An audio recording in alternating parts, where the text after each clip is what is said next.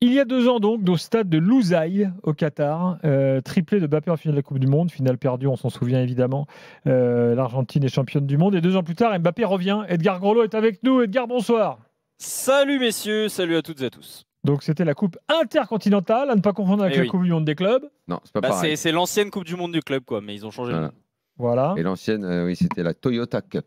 Ah, ça. Quand ça s'appelait la Toyota Cup. Argentinos Junior Juve. Affiche de légende. Ça s'appelait comme ça. Bien sûr. Toyota Cup. Et c'était bien la Toyota Cup. Et ça se jouait au Japon. Exactement. Il y avait un truc comme ça, exotique, avec des équipes qu'on voyait jamais. Gagné de Toyota Cup par Rai à l'époque. C'est un match qu'on voyait jamais à la télé. Il passait pas ce match-là. Mais on voyait des résumés. On voyait des résumés, on entendait parler. Ok. Ouais. C'est là qu'il y a eu le duel Platini-Maradona. Ouais, et c'était que le champion d'Amérique du Sud contre le champion d'Europe, quoi. Il n'y avait pas les autres, ils n'étaient pas invités les autres. Exactement. Pachuca, typiquement, qui est vainqueur de la Coupe des champions de CONCACAF l'année dernière et qui était qualifié comme ça ce soir et qui a bousculé quand même le Real, hein, messieurs. Hein, j'ai vu la première mi-temps, moi, elle n'était pas simple pour le Real. Sur le début de match, pendant on va dire une vingtaine de minutes, c'est Pachuca qui domine sans avoir d'énormes occasions. Avec le grand Rodon là, qui était en Angleterre, qui était en Europe avant, à Everton, à West Brom aussi, il me semble, qui fait un bon match. Pachuca qui fait un bon match, mais on a vite senti quand même que le Real était largement au-dessus, évidemment. Ils ont pris le dessus sur le match et après ils ont maîtrisé sans être flamboyants.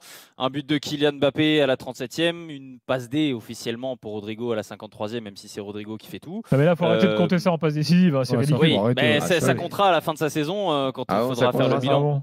Ça comptera pour qui en fait pour qui? Pour les comptables? Pour qui? Ça n'a aucun sens. Pour qui? Micheline à la compta? À la data. C'est sûr qu'il est. Non, mais à la data. Non, mais c'est vrai.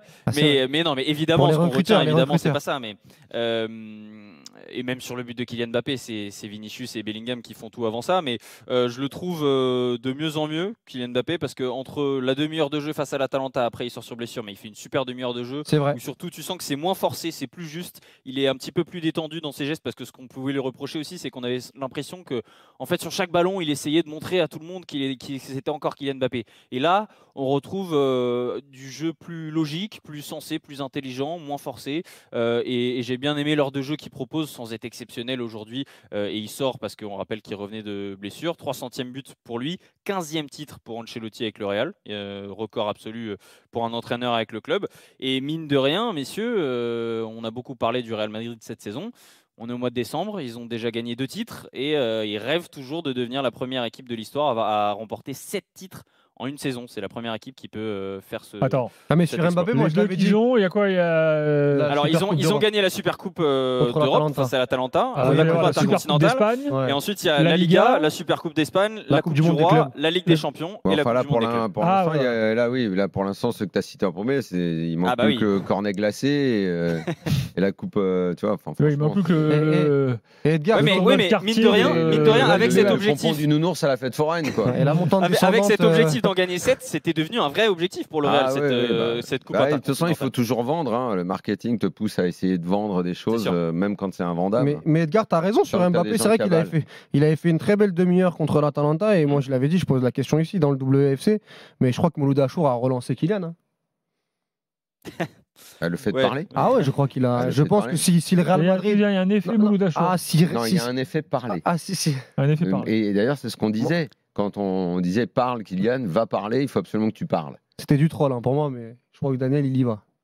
Non, si je dis pas de bêtises, en plus, le premier match après l'interview, c'était face à Bilbao. Je pense que forcément, ça lui a fait du bien. Le vrai troll, c'est que tu nous as dit que c'était dans le WFC. Oui, dans le Win AFC, c'est l'émission dans laquelle je suis. Parce que nous, à la limite, que l'interview nous plaise ou pas, si à lui, ça lui a fait du bien, ça lui a fait du bien. Oui, mais Daniel, il enregistre l'interview à la veille du match contre Bilbao. Oui, mais il faut que ça sorte, il faut que ça soit bien reçu, il faut qu'il regarde ce qui se dit. Il faut le digérer, ça. Voilà, qu'il écoute le podcast de l'After. Faut que tu dises Edgar à Carlo Ancelotti, si le Real Madrid va au bout cette saison, qu'il envoie quelque chose à Mouloud. Merci Edgar, bonne soirée. Salut Edgar. Merci messieurs. Vous savez que c'est bientôt les vacances de Noël. Je précise que l'After continuera pendant les fêtes, évidemment, comme chaque année, avec toute l'équipe qui sera là.